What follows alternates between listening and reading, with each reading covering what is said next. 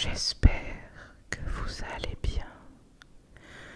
Vous ne me voyez pas en entier car ce soir, je vais vous lire une histoire. Pas n'importe quelle histoire. Une histoire d'horreur. Plus précisément encore, un de mes cauchemars. J'écris mes cauchemars quand ils me traumatisent. Comme ça, je n'y pense plus. Ce soir, je vais vous en lire un. C'est parti. En avance sur le temps. Je suis l'un des plus grands réalisateurs de films d'horreur de cette époque. À chaque projection, mes films sont acclamés. À chaque festival, ils sont récompensés. Je suis souvent qualifié de génie horrifique, d'inventeur irréel. Malgré le fait que je ne pense pas mériter tant d'éloges, je les savoure encore et toujours. Après une période d'inactivité, de page blanche, une idée me traverse l'esprit. C'était un soir comme les autres alors que je regardais un documentaire sur des peuples cannibales. Comme dans un cartoon, une ampoule s'allume au-dessus de ma tête. Mon prochain projet parlera de cannibalisme familial. Très vite, l'idée s'approfondit et devint concrète. Le scénario mettra en scène une mère de famille élevant seule ses enfants. Toute la famille aura pour habitude de jouer dans une pièce presque dédiée à un jeu spécifique.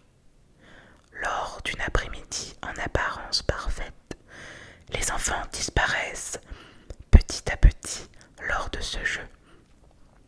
Le but sera de faire porter le chapeau à chaque enfant, voire d'en venir à leur faire imaginer qu'une entité malveillante leur veut du mal. En réalité, le twist final dévoilera la mère dévorant ses enfants les uns après les autres. Le projet a directement plu à mon producteur et les financements sont arrivés extrêmement rapidement. Un casting est aussitôt organisé. Idéalement, la famille parfaite comporte plus de 5 enfants. Le film doit durer au minimum 1h40. La journée passe et aucun potentiel ne me saute aux yeux jusqu'à ce qu'arrive une mère, seule. Intriguée, je lui demande où sont ses enfants, si elle en a. Ils sont dehors, la salle est trop petite pour tous les faire venir et je ne veux pas que certains se sentent moins aimés s'ils ne viennent pas. Vous comprenez, ce sont tous mes préférés. Cette femme est très touchante dans sa manière de parler. Elle a une certaine aisance naturelle et une très bonne prestance. Tout de suite, je demande combien d'enfants elle a. 18, seulement 2 biologiques. J'ai voulu avoir une immense famille depuis toujours. Certains sont des enfants du Kenya, de Shanghai, de Bagdad, de Séville et de partout ailleurs. Je dirige mon regard vers mon directeur de casting. Il est aussi étonné que moi, et pourtant, nous comprenons instantanément que cette famille est exactement ce qu'il fallait pour le film. L'amour d'une mère pour ses enfants biologiques est déjà immense, alors pour des enfants adoptés, il doit être démentiel. J'annonce fièrement la bonne nouvelle. Ma nouvelle actrice sourit et sort de la salle calmement. Le jour du tournage arrive relativement vite. Je peux enfin rencontrer mes 18 jeunes acteurs. Ils sont 9 filles et 9 garçons. À leur taille et morphologie, je dirais qu'ils ont entre 10 et 12 ans. C'est parfait. J'explique le déroulement de la journée à toute l'équipe et prends à part chaque enfant pour essayer de le connaître au minimum.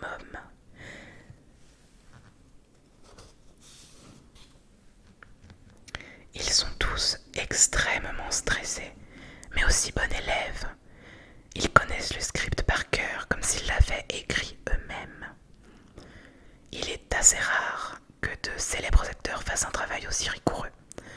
De voir de jeunes agir ainsi devrait donner un exemple à plus d'un.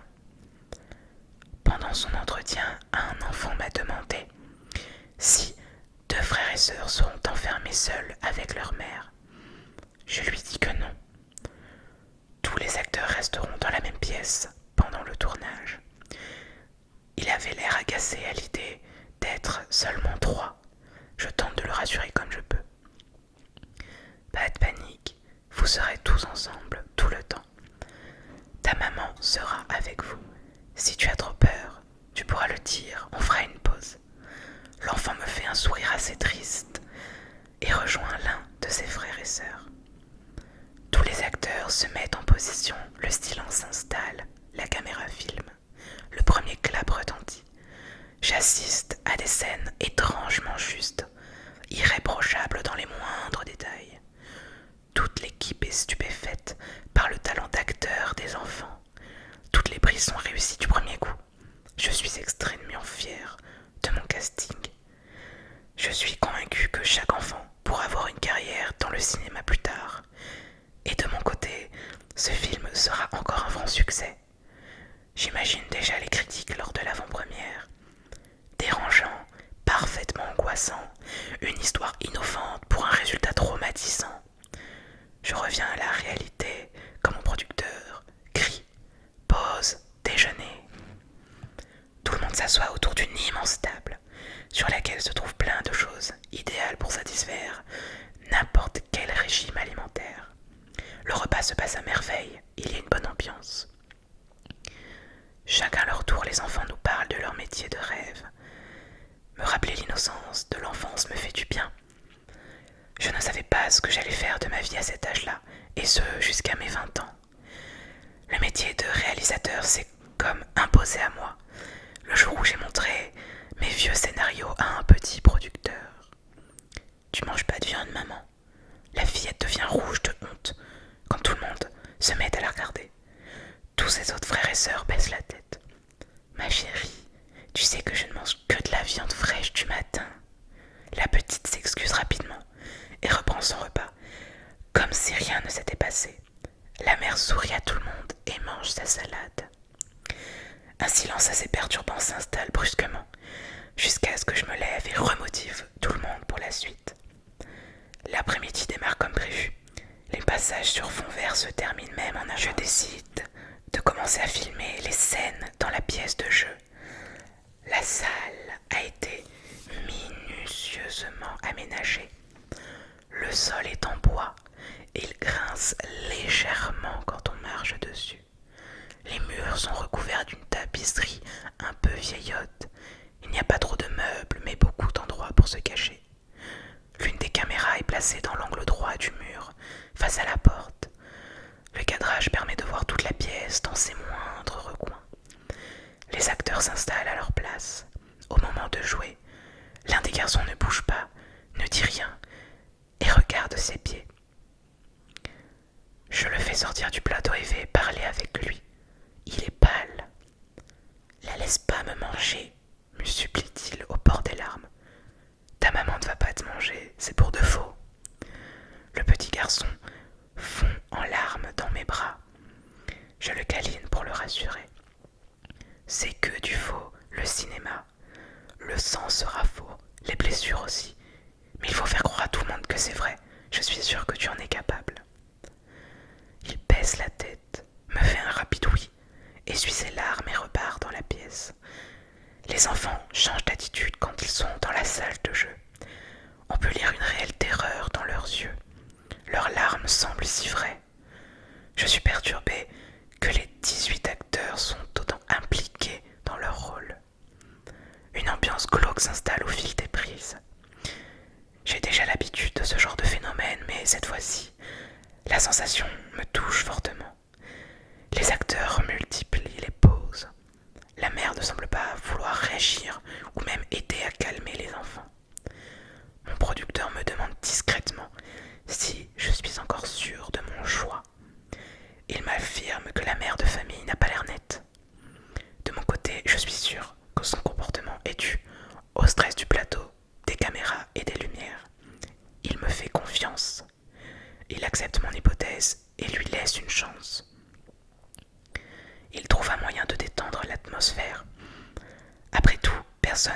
ressentir ce film comme une mauvaise expérience. Il met un peu de musique et invite tout le monde à danser. Sa technique marche plutôt bien puisque les enfants reprennent un peu de couleur et semblent avoir décompressé.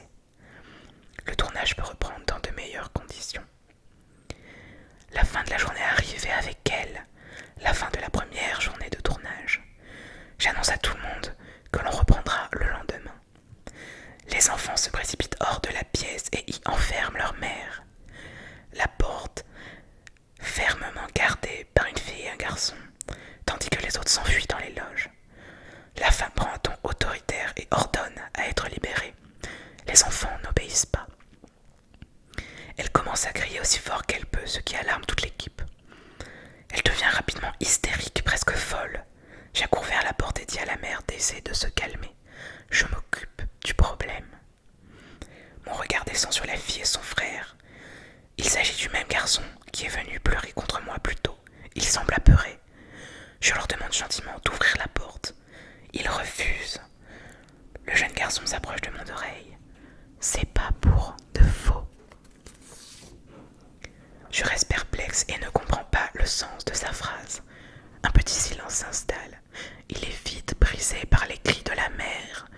Je prends un ton sévère et ordonne que la porte soit ouverte. La jeune fille finit par accepter, pousse légèrement son frère et déverrouille la porte. Quand le clic de la serrure se fait entendre, les deux enfants partent en courant rejoindre le reste de la fratrie. La femme sort de la salle incroyablement calme. Elle me sourit. Merci de votre aide. Nous allons rentrer. J'ai très faim. À demain. Je la salue brièvement et perds la famille de vue. Le soir, je visionne les images de la journée. Quelques souvenirs me reviennent. Les plus perturbants sont à propos du comportement des enfants dans la salle de jeu. Aucun acteur n'a eu un comportement similaire lors de mes précédents films. Je ne peux pas croire que 18 enfants aient décidé de faire une mauvaise blague toute la journée. Je passe beaucoup de temps à réfléchir sur tout ce que j'ai pu voir et entendre. Mes pensées finissent par me conduire au sommeil. J'ouvre les yeux dans un endroit que je ne connais pas. À voir les meubles, je peux dire qu'il s'agit d'un salon. Sur le côté droit d'un mur, il y a plein de photos d'enfants que je n'ai jamais vues, séparées par un crucifix. D'autres portraits d'enfants que je reconnais plus à gauche. Ce sont mes jeunes acteurs dans les cadres. J'entends des cris et très vite, je vois les enfants courir et se cacher derrière le canapé. Ils sont tous là, tapis, derrière. Ils ont l'air terrorisés. Ils ne m'ont pas vu. La situation m'intrigue énormément. Je les appelle, mais personne ne me répond, à croire qu'ils ne m'entendent pas. Le silence règne jusqu'à ce qu'une autre voix prenne place. C'est la voix de la mère. Elle est calme, imposante. Elle s'approche du canapé en souriant lentement. Ce sourire n'est pas aimant, joyeux ou rassurant. Il est vicieux, malsain. Elle s'arrête à quelques mètres de ses enfants, en désigne deux du bout du doigt, une fille et un garçon. Les élus se mettent à pleurer et supplient. Pitié, maman, pas nous. Mais elle ne veut rien. Mais elle ne dit rien. Elle leur fait signe de la rejoindre. Main dans la main, les enfants s'exécutent. Arrivés au pied de leur génitrice, elle leur chuchote. Vos photos vont passer à droite. Le garçon, cédant sous son propre poids, s'écroule au sol et laisse échapper d'énormes balles salées en silence. Sa sœur lui tire le bras pour le relever. J'assiste à la scène impuissant. J'essaye d'intervenir, mais je semble ne pas exister. Personne ne me voit ou ne m'entend. La mère saisit son fils par le bras et le tire violemment vers elle, entraînant sa fille avec. Elle les entraîne vers une pièce, se trouvant sous l'escalier. Elle ouvre une porte de cagibi et enferme la porte derrière elle. Je suis coincé à l'extérieur, impossible d'ouvrir la porte.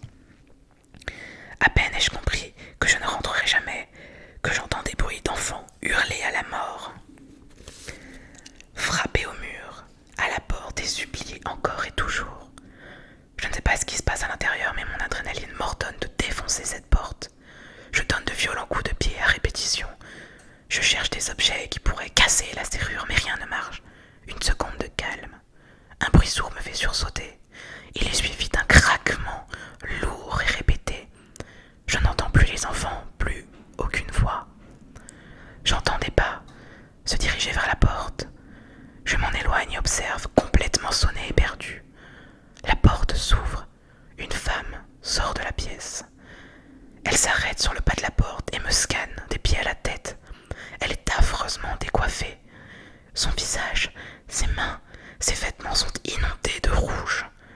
Elle tourne le dos et ferme le cagibier à clé. Clic. Elle se met face à moi et me sourit. Je deviens blême. Elle représente l'effroi personnifié. Son sourire se tasse, son regard